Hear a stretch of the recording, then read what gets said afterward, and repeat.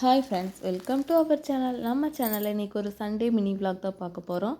இன்றைக்கி நம்ம வீட்டில் எந்த நான்வெஜ்ஜும் செய்யலைங்க. ஏன்னா வீட்டில் செய்யலைங்க, அதுதான் ஆடி போய் ஆவணி வந்துருச்சு. ஆடி போய் ஆவணி வந்தால் டாப்பாக வரமோ வரமாட்டோமோ, ஆனால் நம்மளுக்கு ஃபங்க்ஷன் கரெக்டாக வந்துருங்க. அதுதான் இந்த வீக் சண்டேவே எங்களுக்கு ஒரு கெடா விட்டு அழைப்பு வந்துருச்சுங்க.